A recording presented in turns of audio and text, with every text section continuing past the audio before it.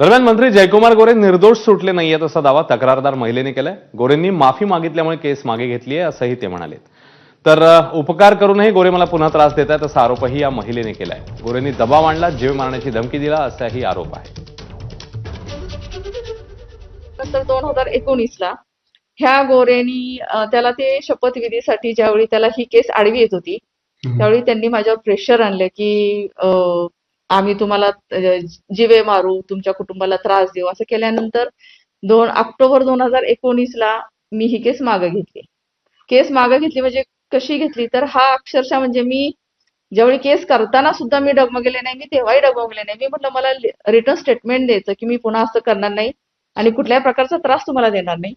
हे सगळं केल्यानंतर पुन्हा मग त्याने ते मला माफीनामा लिहून दिला. केस नंबर वगैरे आहे त्यामध्ये माफीनामा लिहून दिला. मी पुन्हा तुम्हाला त्रास देणार नाही. त्या दरम्यान मला असं वाटलं की आणि सगळ्यात महत्वाचं म्हणजे कोर्टच्या चेंबरमध्ये जिथं आम्ही बोलत होतो, माझा कझन माझ्यासोबत होता, त्याचे वकील मी, अक्षरशः त्यांना असं दंडवत घातला होता मला की मी चुकलो आणि मला माफ करा. म्हणजे मला काय वाटलं की आता ह्याला इतकी शिक्षा झाली म्हणजे हा पुन्हा असं करणार नाही. त्यामुळे ते चांगुलपणाच्या भावनेतून मी ती केस मागे घेतली आणि म्हणून तो निर्दोष सुटलेला आहे. अन्यथा ही केस त्याला निर्दोष सुटून देणार नव्हती.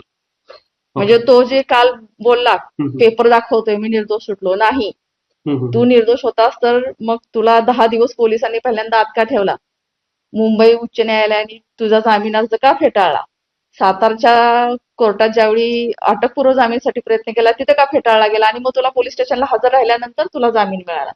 मग त्यावेळी तू निर्दोष नव्हतास का, तुझा त्यावेळी न्याय व्यवस्थेवर विश्वास नव्हता का. आता म्हणजे सगळं क्लिअर झाल्यानंतर म्हणजे मी तुझ्यावर उपकार केले तुला सोडून तर तू मलाच पुन्हा त्रास द्यायला लागलेला आहेस आणि त्या त्रासाला कंटाळून मी आता पुन्हा संघर्ष करायचं ठरवलेलं आहे. एबीपी माझा, उघडा डोळे बघा नीट.